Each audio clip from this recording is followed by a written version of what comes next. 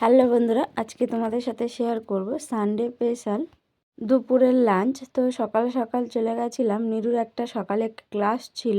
তো সেই ক্লাস থেকে নিয়ে আসার সময় নিয়ে চলে এলাম বাজার করে। তো এসে সেগুলো সমস্তটা জোগাড় করে এই যে ধুয়ে নিচ্ছিলাম।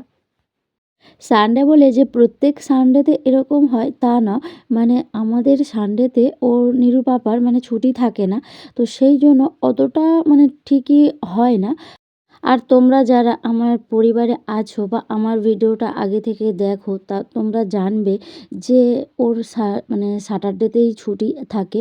তো স্যাটারডেতে আবার নিরামিষ, তো সেই হিসাবে মানে আর যখন ও সানডেতে ছুটি করে মানে একটু অফ করে আর কি নিজে থেকে, তো তখনই এরকম ধরনের লাঞ্চগুলো তৈরি হয় বা খাওয়া দাওয়া হয়।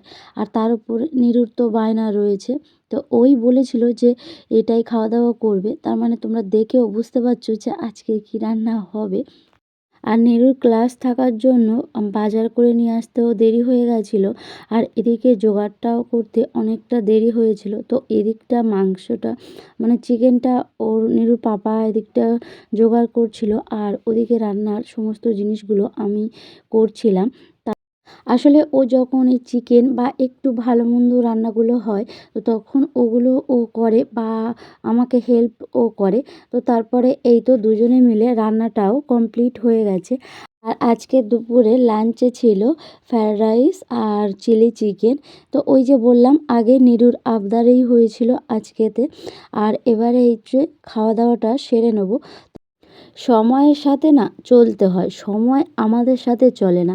কেন এই কথাটা তোমাদেরকে বললাম, আসলে কি বলো তো, সবে নিরুর এক্সামটা শেষ হয়েছে, ভাবলাম আজকে একটু তোমাদের সাথে লং ভিডিওটা শেয়ার করতে পারবো। তো কিছুতেই মানে হয়েই উঠছে না।